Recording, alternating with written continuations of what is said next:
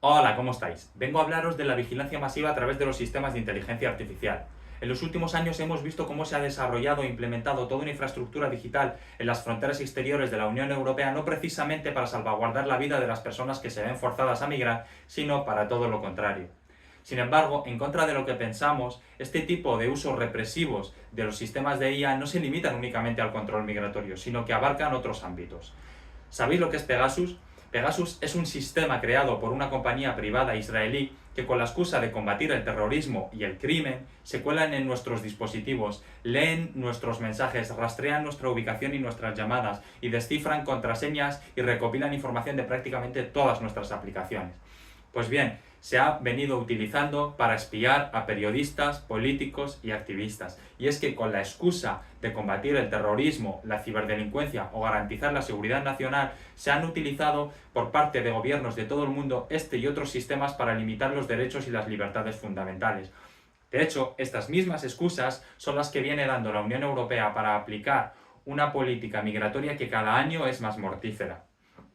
El cierre de páginas web, campañas de troleo online, de acoso y difamación en redes sociales apoyadas por programas informáticos y por cuentas pro gobierno son otro de los mecanismos digitales que se emplean para reprimir la crítica y la disidencia social.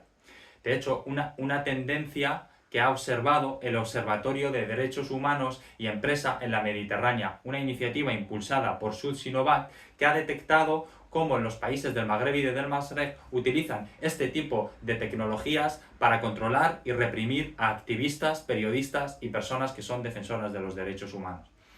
Un estudio de estas mismas organizaciones ha puesto sobre la mesa cómo son empresas de Europa, Estados Unidos e Israel las que desarrollan muchas de estas tecnologías que luego acaban exportando a países del sur global sin ningún tipo de mecanismo de rendición de cuentas. Tecnologías represivas que afectan especialmente a la libertad de expresión de las mujeres, de la comunidad LGTBIQ+, y de las personas migrantes y racializadas que no solo tienen que enfrentar una vigilancia masiva, sino que hacer frente a campañas de acoso y amenazas. Unas campañas en las que estos mismos gobiernos que adquieren la tecnología acaban implicando a toda su población.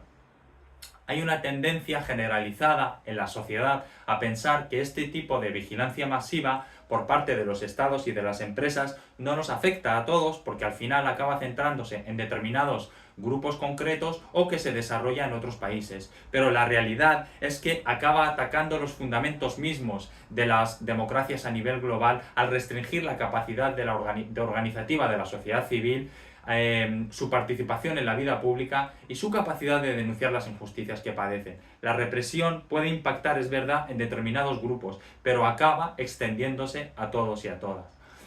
Como sociedad, debemos exigir a nuestros gobiernos que regulen el uso de la vigilancia masiva, ya que los mecanismos de protección actuales no solamente son ineficientes, sino que impiden que quienes sufran este tipo de vigilancia encuentren justicia y reparación.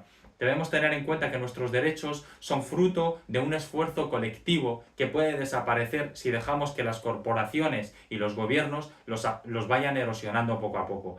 Ahora más que nunca debemos mantener el foco y la organización en la defensa del espacio cívico, porque aunque pensemos que esto no va con nosotros, esto acaba afectando a todo el mundo. A ti también.